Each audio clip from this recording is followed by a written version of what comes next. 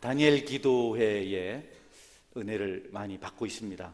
특별히 전국에서 세계적으로 유명한 분들이, 이름 있는 분들이, 영향력 있는 분들이 오셔서 말씀을 전하십니다. 많은 분들에게 은혜를 동일하게 받았지만 특별히 인도에서 오신 폴 마난디아라는 그 목사님의 설교가 저한테는 큰 은혜가 되었습니다. 재물에 대한 설교를 좀 하셨습니다. 재물을 드리기 위해서 재물에게 일어나는 일이 있다. 가죽을 다, 껍데기를 다 벗기는 일, 그리고 또 각을 뜨는 일, 불에 태우는 일, 이런 과정을 통해서 재물의 본래 형질이나 또 형태는 다 없어지고 하나님께서 받으시기에 가장 합당한 그런 존재가 된다는 것을 말씀하셨습니다. 특별히 이 재물들은 가죽을 벗겨놓으면 다 똑같다는 겁니다. 색깔이 다 살색이라는 거죠. 전부 다. 아직 가죽이 벗겨지기 전에는 검은색도 있고 흰색도 있고 얼룩진 것도 있고 빨간색도 있고 그렇지만 이 껍데기를 다 벗기고 나면 색이 다 똑같다는 겁니다. 그러면서 하나님께 드려질 때 그렇게 같아야 된다. 하나님께 드려진 재물이 제각각이면 되지 않고 모두 다 한 가지 색으로 하나님께 드려지는 것처럼 하나님 앞에 예배하는 성도들의 삶이 그렇게 돼야 한다고 이렇게 말씀을 하셨습니다. 그런 과정은 힘든 일이죠. 짐승이 죽임을 당해야 되고 피를 쏟아내야 되고 그리고 껍데기에 벗겨져야 되고 또 각을 떠야 되고 불에 태워져야 하는 과정은 엄청난 고난이 수반되는 것입니다. 성도들의 삶이 그와 같이 될 필요가 있다. 이것을 말씀하시려고 했어요. 근데 통역을 잘 못하시고 또 통역하는 사람이 중간에 막 마음대로 멈추고 아주 작정을 하셨더구만. 그분이 그냥 목사님이 설교하면 통역은 그렇게 통역만 하면 되는데 예화 많이 하지 말라 하고 그 통역하는 분도 인도 분인데 왜 이렇게 동족을 그렇게 박해를 하나 모르겠어요. 어쨌든 하나님께 드려지는 과정에는 고통이 있고 아픔이 있다. 살이 벗겨지는 또는 살이 살을 깎을 때 겪는 고통들 이런 것이 있고 불태워지는 고통이 있다. 그런 과정이 있지 않으면 하나님께서 받으시는 향기로운 재물이 될 수가 없다. 결국 신앙은 외적인 어떤 형식이나 형태가 존재하는 것이 아니고 그건 없어지고 신앙의 본질, 내적인 영성이 중요하다는 것을 말씀하셨습니다. 자칫 우리가 껍데기를 중요하게 생각하고 외적인 것에 매력을 느낄 수 있는데 신앙은 그런 거칠애보다도 하나님 앞에서 내면의 세계를 새롭게 하는 것이라고 말씀을 해주셨습니다. 성도 여러분, 저와 여러분이 하나님께서 받으시는 합당한 유일한 존재, 하나 되는 존재가 되길 원한다면 자신의 모든 것을 내려놓을 필요가 반드시 있습니다. 여러분의 외면에 있는 모든 허물을 벗어버리고 여러분의 형체가 없어지고 오직 하나님만 영광 받으실 수 있는 그런 존재가 될 수 있기를 주의 이름으로 축원합니다. 우리는 우리 자아가 너무 강해요. 우리는 서로 하나 되기를 원하지 않습니다. 먼저 하나님과 하나 돼야 하고 또 우리 지체들과 하나 돼야 되는데 우리가 얼마나 개성이 또렷한지 모릅니다. 얼마나 우리 자기 자신에 대한 주장이 강력한지 모릅니다. 하나님 말씀 앞에 하나로 순종해야 하는데 자기가 가지고 있는 가치들, 지식들이 너무 앞서서 하나님 말씀대로 하질 않습니다. 구름 기둥이 가면 따라가야 하고 멈추면 멈춰야 하는데 그런 것을 무시한다는 겁니다. 우리가 하나님과 하나 되는 과정, 내적인 성숙함을 이루기 위해서는 특별히 진실한 고백, 회개가 필요하다고 성경은 말씀하고 있습니다. 하나님 외모를 보지 않으시고 중심을 보시기 때문에 우리가 회개하지 않으면 우리 속에 있는 죄를 주님 앞에 용서받지 못하면 절대로 하나 될 수 없다. 그래서 우리 회개라는 것은 진실한 고백을 말합니다. 저와 여러분이 하나님 앞에 또 교우들과 더불어서 진실하게 고백하지 않으면 우리는 하나님과 하나 될 수가 없고 공동체 지체로서 하나 될 수가 없습니다. 고백은 그렇게 중요합니다. 은혜 받은 사람들은 하나님의 자녀인 사람들은 정직하게 고백할 줄 알아요. 하나님 앞에 눈물로 고백하고 회개하는 기도를 할 뿐 아니라 공동체 지체들 사이에서도 고백하는 그런 은혜가 있습니다. 거짓을 말하지 않습니다. 주님을 믿는 사람들은 자기 내면의 이야기를 진실되이 고백하는 것을 부끄러워하지 않습니다. 다른 사람의 신앙을 위해서 절제는 할 수 있지만 내 이야기를 모임 속에서 나누는 것이 잘못된 것이 아닙니다. 어느 날 새생명 이사 목사님들 모임에 제가 하루 늦게 갔어요. 교회 일이 있어서 혼자 갔는데 거기 마침 혼자 오신 목사님이 한 분 계셨어요. 같이 둘이서 이제 잠을 자게 되었는데 그분이 자기 얘기를 저한테 해주셨어요. 은혜 받은 목사님이죠. 너무 참 말하기 힘든, 자기 아버지는 목사님이셨기 때문에 자신은 목사를 안 좋아한대요. 믿을 수 없는 게 목사라는 겁니다. 왜 그런 소리를 하냐고. 내가 처음 이제 당신하고 처음 잠을 자게 됐는데 도대체 왜 나한테 그런 소리 하냐 했더니 목사님과 관계없는데 자기 아버지가 자기를 낳고 어머니하고 목회하다가 또 다른 여자하고 만나서 목회를 했다 그래요. 그래서 그런 이야기를 스스럼 없이 하는 겁니다. 그러면서 이런저런 이야기를 정말 아버지가 싫었고 또 아버지 그쪽에 형제들이 너무 싫었고 아버지가 병이 들어서 죽게 되니까 그제야 연락을 해서 아버지 모시고 가라고 하더라는 겁니다. 그래서 그 목사님이 그런 고백을 하시는데 제가 참 감동이 되더라고요. 그리스도인은 이전 것에 연연하지 않고 하나님 앞에 모든 것을 고백할 줄 아는 사람이구나. 여러분이 동일한 외적인 색깔을 가진다는 것으로 구약시대처럼 어떤 재물의 의미를 생각하지 말고 여러분이 주님 안에서 하나 되었기 때문에 모든 것을 받아들이고 고백할 줄 아는 그런 은혜가 있기를 주의 이름으로 축원합니다. 하나님 것을 너무너무 기뻐하세요. 비밀이 있으면 안 되는 거죠. 여러분이 진솔하게 말할 줄 아는 것, 그것이 정말 은혜 받은 사람, 하나 된 사람들의 모습입니다. 성경에 여러분은 바리새인과 세리 이야기를 많이 듣습니다. 바리새인은 당대에 가장 존경받는 위치에 있는 사람들이었습니다. 율법을 너무 잘 알고 너무 잘 지키는 사람들, 누구나 그들 앞에 머리를 숙였습니다. 상대적으로 세리는 가장 비천한 사람입니다. 그들의 신분의 차이는 하늘과 땅 차이입니다. 세리는 죄인입니다. 버림받은 사람들입니다. 두 사람이 기도했습니다. 바리새인의 기도는 자기 자랑이었습니다. 하나님, 내가 일주일에 2번씩 금식합니다. 내가 소득의 11조를 꼭꼭 드립니다. 나는 율법을 다 지키고 저기 있는 저 세리나 창기 같지 않습니다. 자기 하는 일을 다 자랑하고 자기 이야기를 크게 떠들었습니다. 상대적으로 세리는 울면서 기도했습니다. 나는 죄인입니다. 나는 정말 흉악한 죄인입니다. 나는 나쁜 짓을 많이 했습니다.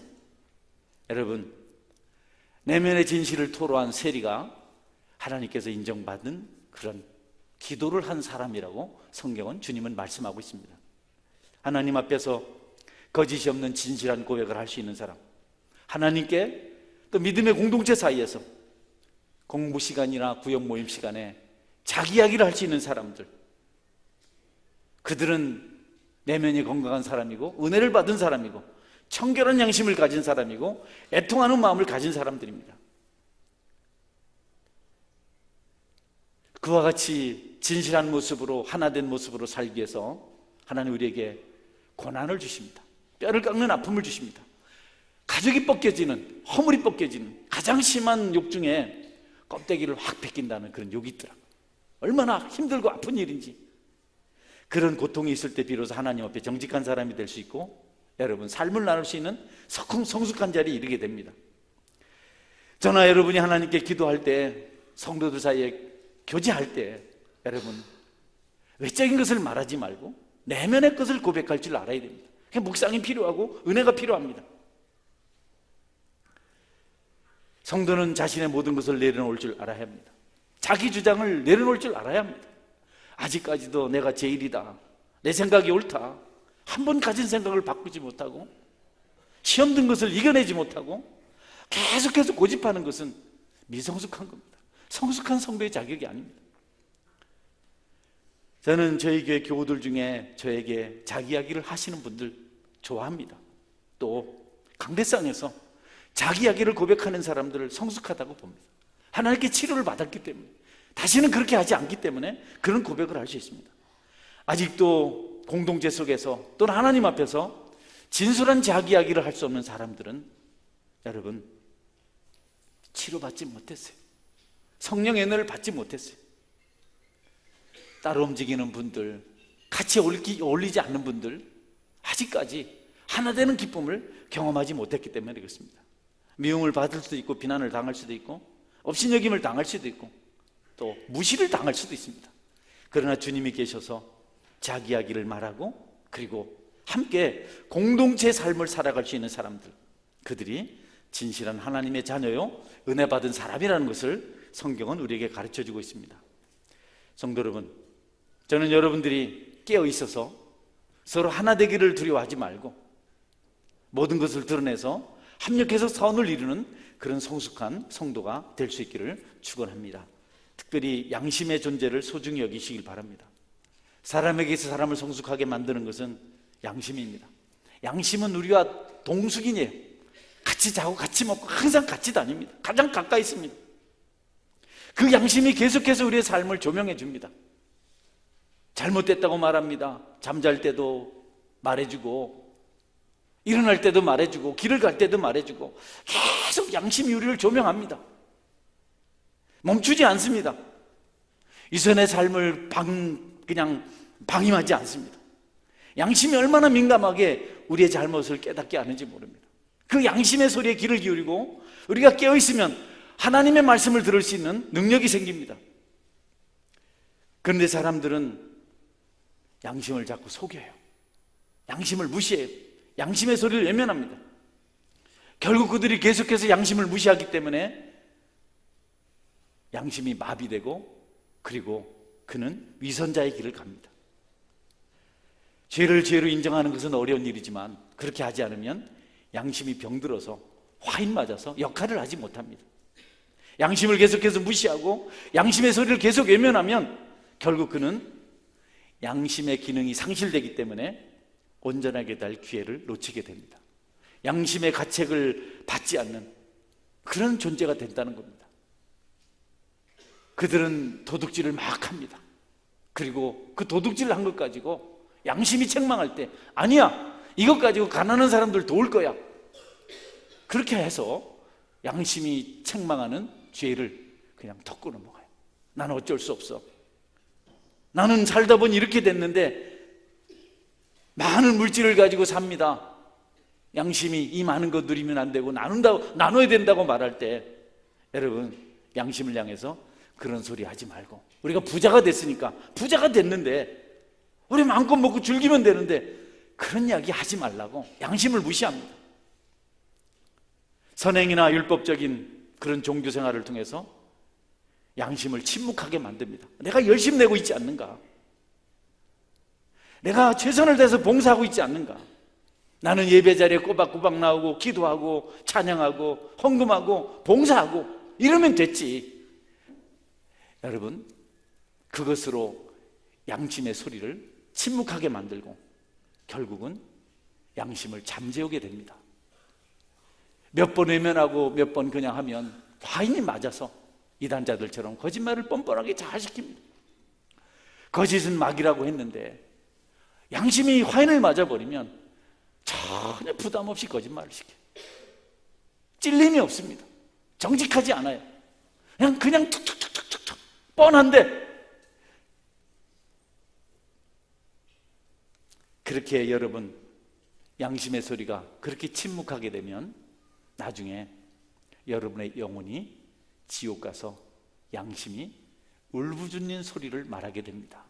그러니 여러분의 양심을 잠재우지 말고 항상 깨어 있어서 하나님의 음성을 듣고 성령의 음성을 듣고 성령의 사람으로, 깨어있는 사람으로 살아가시게 되기를 주의 이름으로 축원합니다.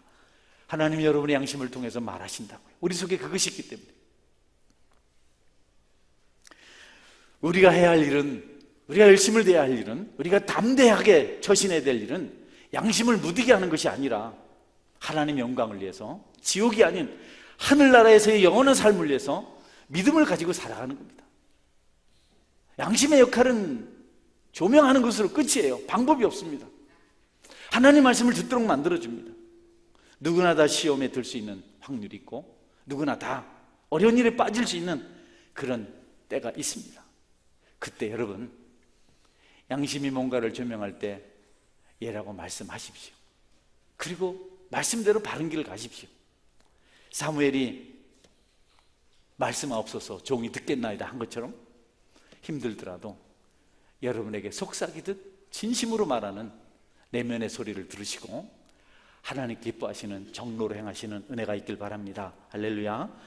회개 없는 위선자들은요, 그 위선의 인격을 가지고는 홍해를 건너지 못합니다. 범람하는 요단 강물에 절대로 발을 들여놓지 못합니다. 할 수가 없습니다.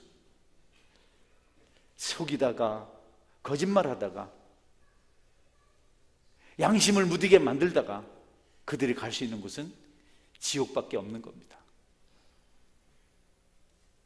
누구나 다 아픔을 겪을 수 있는데 그럴 때 주께서 말씀하시는 내면의 소리를 들을 수 있다면 얼마든지 이겨낼 수 있습니다. 유혹을 이겨내고 승리한 사람들은 외적인 소리에 귀를 기울인 것이 아닙니다. 내면의 소리에 귀를 기울였습니다. 오늘 이곳에 계신 여러분, 신앙생활 할 때 외적인 화려함보다도 내면에서 말씀하신 하나님 성을 귀를 기울이시고 여러분 축복받을 길, 회복되는 길 꼭 걸어가실 수 있길 바랍니다. 우리는 모세의 떨기나무 이야기를 너무 잘합니다. 이상하게 가시떨기나무가 불 붙었는데 타질 않아요. 후두둑 다 타버리게 되는데 계속 불타고 있는 겁니다. 이것이 모세의 마음을 사로잡았어요. 이상하다. 응? 다른 떨기나무들은 불 붙으면 확 타버린 저건 왜 그럴까? 가보니까 여러분 그 가시떨기나무에 하나님이 임재하고 계신 겁니다. 할렐루야. 하나님이 계셨기 때문에 보잘것없는 떨기나무가 불타지 않은 겁니다. 아주 중요한 거죠. 우리가 외적으로는 초라하고 금방 넘어질 것 같고 아무것도 하지 못할 것 같은데 여전히 건재하고 성령 충만할 수 있는 것은 우리 속에서 일하시는 하나님이 있기 때문에 그렇습니다. 여러분이 불타 없어져야 하고 세상에서 사라져야 하고 도대체 존재할 만한 이유와 능력이 하나도 없는데 여전히 여러분이 건재한 신앙인으로 살아가는 것은 여러분에게 하나님의 은혜가 있기 때문에 그렇습니다. 여러분, 누군가가 초라하고 뭐 가진 것도 없고 별 신통한 세상적인 스펙이 없는데도 불구하고 은혜 가운데 살아가고 있고 힘이 있고 열매 맺는 삶을 살아가거든 여러분이 그 속에 있는 그 사람 안에 있는 하나님을 보시는 은혜가 있기를 바랍니다. 할렐루야. 그런 믿음을 가지고 살아가는 사람들은 다른 사람에게도 영향력을 미칩니다. 이를테면 모세 같은 역할을 하고 모세가 보았던 그 떨기나무 같은 역할을 하는 겁니다. 저 사람 공부도 많이 못했는데 저 사람 돈도 많이 없는데 저 사람 인물도 별로 없는데 저 사람 배우지도 못했는데 어떻게 저렇게 충만할까? 너무 신기해서 모세가 떨기나무를 구경하러 가듯 그 사람 가까이 가서 보고는 이 사람이 하나님을 믿는구나, 은혜를 받았구나. 그래서 여러분 그가 불타지 않는 떨기나무를 보고 소명을 받은 모세처럼 하나님을 믿는 믿음의 백성이 될 수 있습니다. 여러분은 누구를 통해서 은혜를 받나요? 저는 여러분들을 통해서 은혜를 받는데 여러분 중에 약한 사람을 통해서 은혜 받습니다. 너무 강한 사람은 은혜를 받지 못해요. 너무 고집이 센 사람은 은혜를 주지 못해요. 저는 특별히 한 분을 말씀드리라면 우리 반태원 권사님 은혜를 받아요. 제 말씀을 못 들어서 제가 하는 거거든요. 근데 그 권사님은 나이가 이제 104살이시거든요. 그런데 교회 오는 기쁨을 가지고 사세요. 오늘도 오셨잖아요. 어제 일찍 오셔서 로비에 앉아서 인사도 하시고 성령의 사람들의 모습입니다. 기도 잘 들리지 않으시고 걷는 일도 너무너무 힘들고 여기 1층에서 올라오는 일이 너무 힘들어서 숨이 차세요. 그래도 예배 시간에 앉으셔서 예배를 들으시고 영적 분위기가 풍성할 때는 느끼시고 아멘을 하세요. 여러분, 성도들의 받는 것, 세상에 은혜 받고 변화가 되는 것은 외적인 것이 아니고 그 내면에 하나님이 있을 때 가능한 것입니다.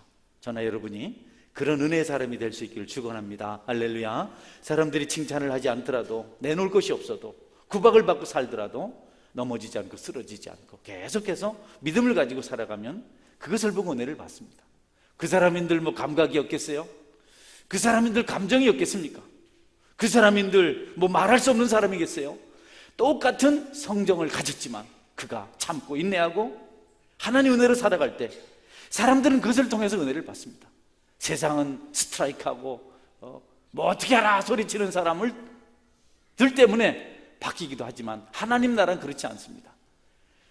하나님 교회가 풍성해지길 원하고 주변에 누군가가 은혜 받길 원한다면 여러분은 불타지 않는 가시 떨리기 나무 같은 하나님 은혜 가운데 붙잡혀 사는 그런 사람이 될 수 있어야 합니다.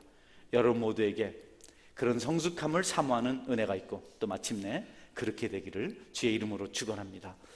신앙인으로 살기 위해서는 죽어야하는 비밀을 알아야 됩니다. 희생해야 될 비밀을 알아야 됩니다. 고집을 꺾을 줄 알아야 됩니다. 마음에 들지 않더라도 하나님께 세우신 교회의 지도자이기 때문에 그래서 순종을 할 줄 알고, 감정이 복받치지만 특별히 이단이 아닌 다음에는 나보다 목사님 생각이 옳겠지 하고 순종할 때 여러분에게 하나님 은혜가 임하는 줄 믿으시길 바랍니다. 끝까지 고집 부리고 자기 주장하고 그러면요 그만큼 손해가 나는 겁니다.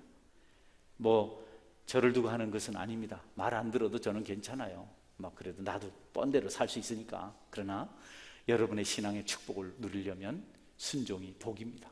순종이 은혜입니다. 이것을 하셔서 여러분이 어떤 이들에게 도전을 주고 또 여러분 자신도 하늘의 비밀을 가지고 살아갈 수 있어야 합니다. 사람들은 어느 정도 신앙생활을 하다가 흔들려요. 잘 하더니 어느 날부터 그렇지 않아요. 처음에 보니까 비밀을 가진 사람으로 주님과 함께하는 삶을 살더니 시간이 지나면서 예배 드릴 시간이 없다고 말해요. 일찍 일터에 나가기 때문에 기도할 시간이 없다고 말합니다. 저녁 늦게까지 일하기 때문에 밤에 기도할 수 없다고 말합니다. 윤성호 집사님은 새벽에 기도하고 출근하잖아요. 아침에 일찍 와서 기도 마치고 가잖아요. 언제까지 좀 그랬으면 좋겠습니다. 다른 사람 보원 안 받았으면 좋겠습니다. 성도는 하나님을 통해서 은혜를 받고 도전을 받아야 되는데 환경 때문에 존재하는 것처럼 생각을 해요. 일을 많이 했으니까 자야 된다 생각하고 일찍 가야 되기 때문에 늦게까지 있어야 된다고 생각하고.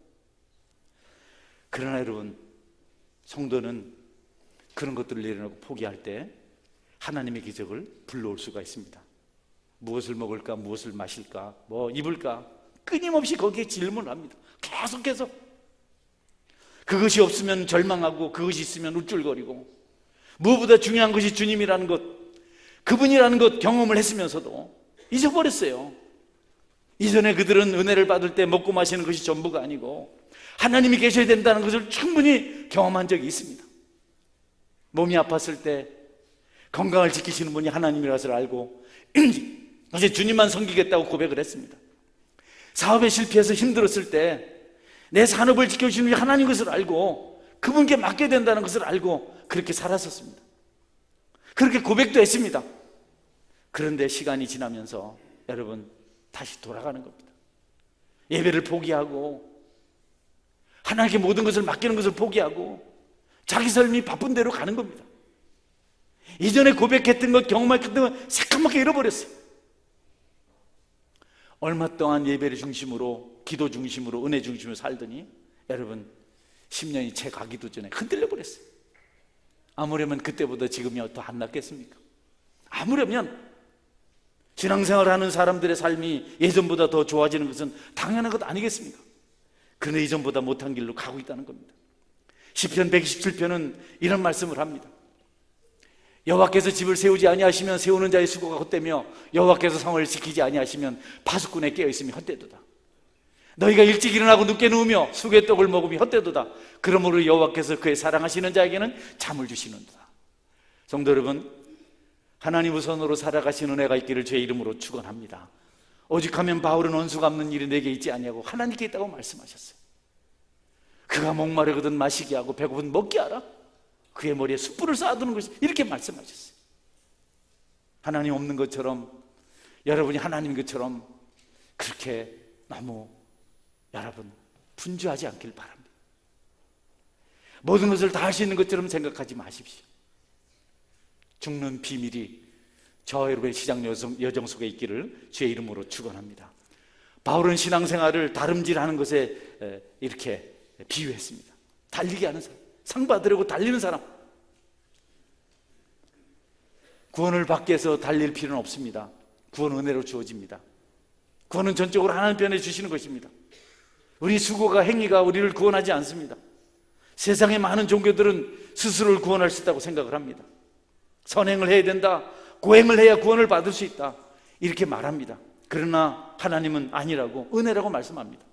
에베소 2장 8절 9절은 철저하게 구원이 은혜라고 말씀합니다. 너희는 그 은혜에 의한 믿음으로 말미암아 구원을 받았으니 이것은 너에게서 난 것이 아니요 하나님의 선물이다. 행위에서 난 것이 아니니 누구든지 자랑하지 못하게 함이니라. 이는 누구든지 자랑하지 못하게 합니다. 디도서 3장 5절입니다. 우리를 구원하시되 우리가 향한 바 의로운 행위로 말미암지 아니하고 오직 그의 긍휼하심을 따라 중생의 씻음과 성령의 새롭게 하심으로 하셨나니. 구원은 전적으로 그냥 은혜로 받아요. 한번 따라하세요. 구원은 은혜입니다. 네. 그냥 주시는 거예요. 우리 조건과 아무 관계 없습니다. 그냥 믿음으로 받으면 됩니다. 할렐루야. 그러나 여러분, 그 이유는 삶이 따릅니다.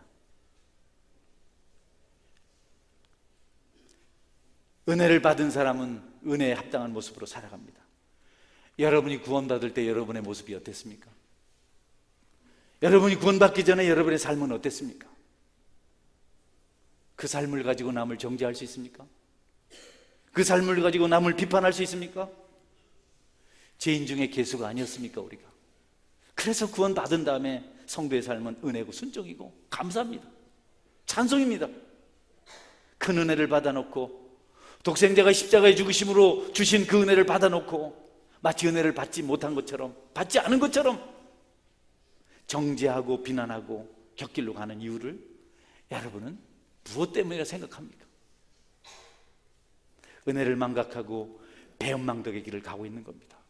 그 길로 가다가도 주님의 은혜를 생각하면 눈물이 나고 감사하고 사랑하지 못한 것을 회개하고 다시 여러분이 제자리로 돌아올 수 있는 것, 이것이 은혜 받은 사람의 모습입니다. 제가 늘 말씀드립니다. 저는 교회 성도들에게 감사하는 마음을 가지고 있습니다. 하나님에게도 감사하고 있습니다.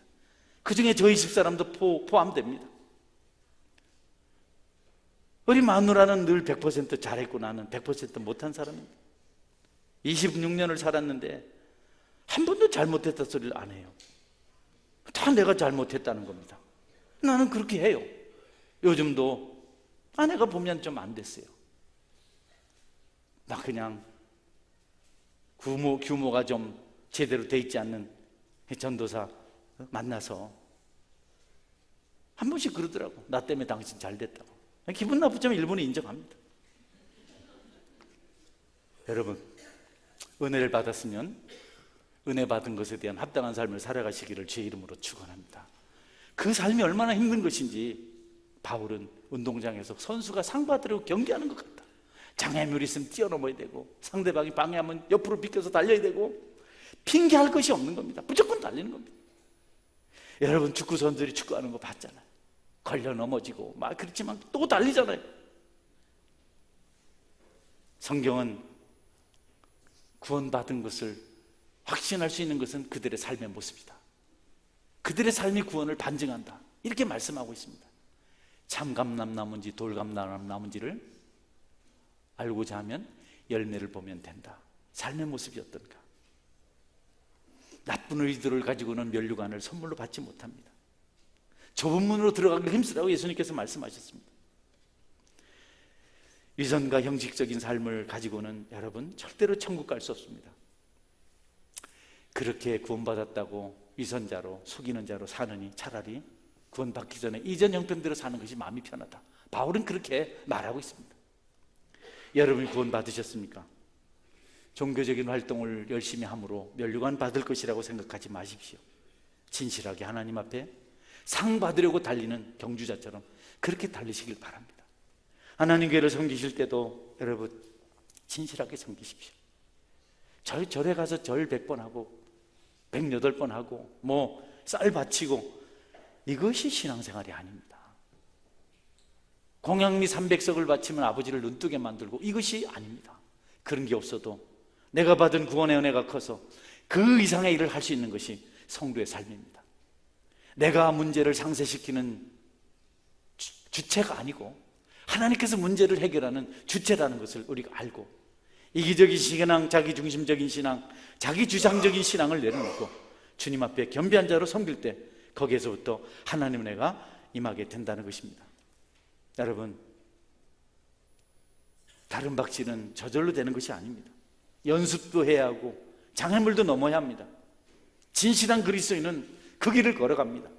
힘들다고 그만두고, 기분 나쁘다고 그만두고, 뭐 오늘 마음이 안 좋다고 예배 안 드리고, 이건 경주하는 사람이 아니에요.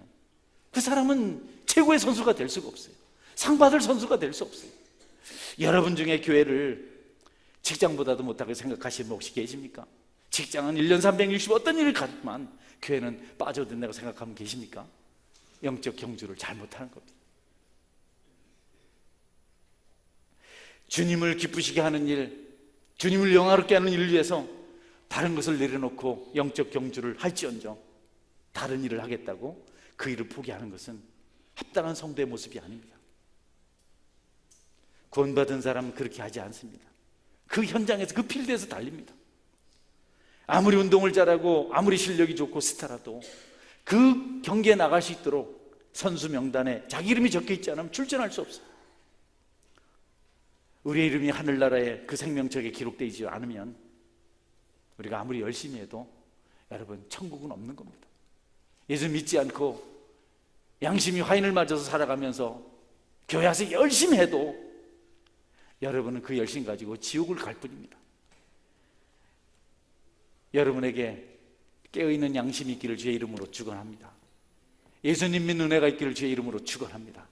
이것이 전제되지 않으면 여러분의 수고가 헛것이에요. 그런 헛것하지 말고 예수님 믿고, 예수님 때문에 천국 백성이 되고, 예수님 때문에 여러분의 열심이 하늘나라에 상달되는 그런 기적의 은혜를 살아갈 수 있어야 합니다. 선수는 법칙을 지켜야 됩니다. 중요합니다. 제멋대로 하면 안 됩니다. 이전에 운동장에서 달리기를 하는데, 릴레이를 하는데 예빈인 것 같아. 내가 생각하기에 달리기 너무 잘하는데, 응? 남세진 집사님 딸내미 같은데 반대로 달려가지고요, 응? 반대로 그래서 막 가서 돌이켜 세웠는데 그래도 잘 뛰니까 또 따라잡더라고. 여러분이 운동선수가, 다른 박질하는 선수가 룰을, 규칙을 지켜야 하는 것처럼 여러분들도 신앙의 룰을 지키시기를 주의 이름으로 축원합니다. 말씀대로 해야 됩니다. 악을 행하면서 하나님을 같이 섬길 수 없습니다. 불순종하면서 하나님 섬길 수가 없습니다. 여러분 자신도 은혜가 없고 공동체도 은혜가 없습니다.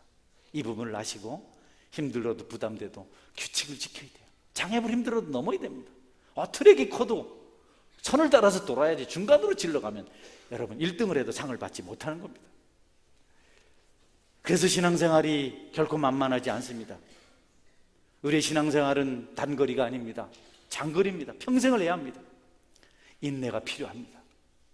마지막 말씀을 드리고 말씀을 맺겠습니다. 여러분, 인내가 중요합니다. 인내할 일이 너무 많습니다. 한 교회 25년 섬기는 게 쉽지 않습니다. 할렐루야. 저는 바리새인이 아닌데 해보니까 그렇더라고요. 제가 이렇게 평생 교회를 3번 섬겼거든요. 부산에서 4년 전도사 시절에, 여기 울산 와서 4년 강도사 되고, 개척해서 25년. 제가 이렇게 3번 옮기는 동안 15번 옮긴 친구가 있다. 15번 옮기려니 뭐 다른 게 필요 없잖아요. 신앙은요, 인내하지 못하면 어린아이들이 꽃을 꺾어다가 모래에 심어놓고 물 주는 것과 똑같아요. 당장은 화려하게 꽃동산을 만들 수 있지만 얼마 있지 않으면 시들어서 말라버립니다. 뿌리가 없기 때문에. 농부는 씨를 뿌리기 전에 밭을 갈아 엎어야 합니다. 추수하는 날까지 서리도 내려야 하고 모진 비바람도 불어야 합니다. 그래야 뿌리도 견고해지고 단단해지고 열매도 열리는 겁니다. 신앙도 마찬가지입니다. 볼 수 없는 것을 보게 되고 듣지 못했던 것을 듣게 되려면 인내 시간이 있어야 됩니다. 못된 것을 보기도 하고 듣기도 하고 억울하기도 하고, 그래야 눈물이 살아나는 것이고 심장이 살아나는 것이지. 그런 과정 없이 여러분 아름다운 열매를 맺을 수가 없는 겁니다. 뿌리 없는 꽃처럼 화려하게 대비했다가 어느 날 시험이 찾아오니까 시들어버린 꽃처럼 신앙을 포기하는 분들을 가끔 봅니다. 영적 고통 없이 어떻게 새로 태어나고 비참하고 참담한 심정을 갖지 못하면서 어떻게 마음의 변화를 경험할 수 있겠어요? 처절해 보십시오. 낮아져 보십시오. 진통을 한번 겪어보십시오. 눈물을 흘리지 않고는 견딜 수 없는 시간들을 보내보십시오. 낮은 곳에서 출발하지 않으면 높은 곳에 갈 수가 없습니다. 거룩한 기쁨이 있는 곳에 가려면 거기 올라가기 전에 어둠컴컴한 터널을 지나야 합니다. 가파른 언덕을 올라야 합니다. 구원의 벽을 따라서 달리기 전에 우리는 절망의 구렁텅이에서 나와야 합니다. 만찬을 맛보기 위해서는 음식을 차리는 수고가 있어야 합니다. 우리는 그런 것을 하려고 하지 않습니다. 먹으려고만 합니다. 교회 부흥을 원하십니까? 섬기는 일에 열매가 있길 원하십니까? 희생하는 과정을 소홀히 여기시면 안 됩니다. 늦게 했더라도 더디더라도 꾸준히 하십시오. 게으르게 되더니 주일 한 번 오전에만 예배드리고 그것조차도 우습게 여기고 쉽게 빠져버리고, 성경은 나중까지 견디는 자가 구원을 얻으리라 말씀하고 있습니다. 무거운 짐을 벗어 던지십시오. 운동장에서 달리는 선수들은 겉옷까지 벗어버립니다. 속옷만 있습니다. 지금은요 거의 운동선수들이 거의 입지 않은 것처럼 해가지고 나와요. 달리기 잘하려고 모든 짐을 내려놓습니다. 앞서 달리는 선수는 홀가분합니다. 뒤따르는 선수를 보니까, 뒤처진 선수를 보니까 그 등에 은과 금이 가득한 배낭이 메어져 있습니다. 허리에는 장래 문제를 걱정하는 짐, 늙은 다음에 어떻게 할 것인가 의심, 걱정하는 그 짐이 둘러져 있습니다. 우승은 고사하고 결승점까지 갈지 그것조차도 의심이 되는 그런 모습으로 달리고 있습니다. 좋은 자격을 가지고 있고 자질이 있어도 여러분 짐이 많으면 절대로 달리지 못합니다. 근심하는 한 청년에게 예수님께서 말씀하십니다. 예수께서 둘러보시고 제자들에게 이르시되 재물이 있는 자는 하나님 나라에 들어가기가 심히 어렵도다. 여러분의 모든 짐을 우리 주님께 맡기시기를 축원합니다. 맡겨요. 다 맡겨요. 다 맡기세요. 괜찮아요. 다 맡겨요. 걱정도 맡기십시오. 여러분이 해결하지 못합니다. 다 맡기십시오. 그냥. 아멘. 예, 다 맡기 괜찮습니다. 이판사판 아니에요. 천국 갈 건데. 다만 근심이 많아요. 요즘 근심 많은 환경이 돼서 근심이 더 근심이 많아져서 아직까지 바꾸는 사람 없는데, 어린아이들은 자꾸 칼질을 자기가 하려고 해요. 사과를 자꾸 자기가 깎으려고 해요. 그러다가 손을 베기도 합니다. 어머니에게 맡기면 깎아서 맛있게 줄 텐데 자꾸 자기가 하려고 합니다. 구름 기둥만 따라가면 되는데 불기둥만 따라가면 안 돼. 자기가 자꾸 지름길을 찾아가다가 넘어지고 쓰러집니다. 아무려면 하나님이 우리보다 못할까요? 아무려면 하나님이 우리보다 무책임할까요? 성경 몇 구절 읽고 말씀 맺습니다. 우리 에레미야 17장 5절 8절 한번 보겠습니다. 여호와께서 이와 같이 말씀하시니라. 무릇 사람을 믿으며 육신으로 그의 힘을 삼고 마음이 여호와에게서 떠난 그 사람은 저주를 받을 것이라. 그는 사막의 떨그나무 같아서 좋은 일이 오는 것을 보지 못하고 광야 건조한 곳, 건조한 땅, 사람들이 살지 않는 땅에서 살리라. 그러나 무릇 여호와를 의지하며, 여기 같이 읽습니다. 일단 시작. 그러나 무릇 여호와를 의지하며 여호와를 의뢰하는 그 사람은 복을 받을 것이라. 그는 물가에 심어진 나무가 그 뿌리를 강변에 뻗치고 더위가 올지라도 두려워하지 아니하며 그 빛이 청정하며 가무는 해에도 걱정이 없고 결실이 그치지 아니함 같으리라. 계속 다음 말씀 시편 34편 10절을 보겠습니다. 있습니다. 시작. 젊은 사자는 궁핍하여 줄일지라도 여호와를 찾는 자는 모든 좋은 것에 부족함이 없으리로다. 마태복음 6장 26절에서 29절까지 있습니다. 시작. 공중의 새를 보라. 심지도 않고 거두지도 않고 창고에 모아들이지도 아니하되 너희 하늘 아버지께서 기르시나니 너희는 이것들보다 귀하지 아니하냐. 너희 중에 누가 염려함으로 그 길을 한 자라도 더할 수 있겠느냐. 너희가 어찌 의복을 위하여 염려하느냐. 들의 백합화가 어떻게 자라는가 생각하여 보라. 수고도 아니하고 길쌈도 아니하느니라. 그러나 내가 너희에게 이르노니 솔로몬의 모든 영광으로도 입은 것이 이 꽃 하나만 갖지 못하였느니라. 6장 33절입니다. 그런즉 너희는 먼저 그의 나라와 그의 일을 구하라. 그리하면 이 모든 것을 너희에게 더하시리라. 마지막입니다. 이사야 33장 16절 말씀이 있습니다. 그는 높은 곳에 거하리니 견고한 바위가 그의 요새가 되며 그의 양식은 공급되고 그의 물은 끊어지지 아니하리라. 아멘. 여러분만 근심할 일이 있겠습니까? 또 다른 사람도 근심할 일이 있습니다. 똑같은 근심한 일을 가지고 그는 날마다 기뻐하며 찬송하며 사는데 여러분은 왜 근심 속에서 걱정하면서 염려하면서 살아갑니까? 그도 여러분이 알고 있는 짐을 압니다.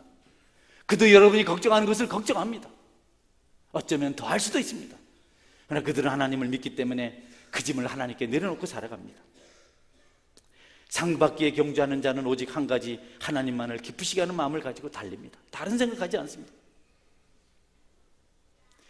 다른 모든 짐은 다름질의 장애가 되기 때문에 그의 승리를 앗아가기 때문에 그 짐은 내려놓습니다. 성도 여러분, 하나님 안에서 여러분의 짐을 다 내려놓으십시오. 모든 죄악의 짐을 벗어버리십시오. 여러분의 껍데기를 벗겨내십시오. 잘못된 가죽을 벗겨버리십시오. 하나님 앞에 똑같은 색을 가지고 믿음으로 살아야 공동체의 은혜가 임하고 여러분의 삶의 풍성함이 찾아옵니다. 여러분이 짐을 짊어지고 간다고 해서 그 짐이 여러분 것이 되는 것이 아닙니다. 영적 비밀을 가지고 하나님의 일을 이루시고 축복의 한 중심에 서시는 저와 여러분이 될 수 있기를 주의 이름으로 축원합니다. 아멘. 같이 한번 기도하겠습니다. 기도할 때 여러분, 하나님, 주님에서 살겠습니다. 내가 세상 짐을 다 짊어질 수 없습니다. 그 짐이 오히려 남을 더 힘들게 합니다. 교만입니다. 하나님, 내가 다 주께 맡기길 원합니다. 그리고 여러분,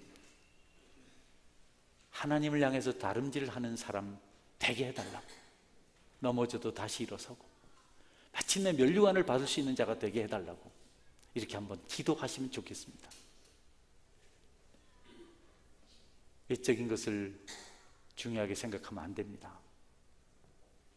신앙을 대강 봉사로 떼어넘길 수는 없는 겁니다. 내면에 하나님이 계셔서 진실해서 양심이 무뎌지지 않아서 여러분이 섬기는 모든 것이 하나님께 상달되어야 합니다. 아프고 힘든 길, 세상에 알아주지 못하고 우리를 환난 가운데 몰아넣는 일이 참 많습니다. 혼자 주님 앞에 눈물을 흘리면서라도 끝까지 믿음의 길에, 믿음의 경주에 여러분이 완주하실 수 있길 바랍니다. 그런 내용들을 가지고 진실로 주님과 한번 기도하는 그런 시간을 갖겠습니다. 같이 기도하겠습니다.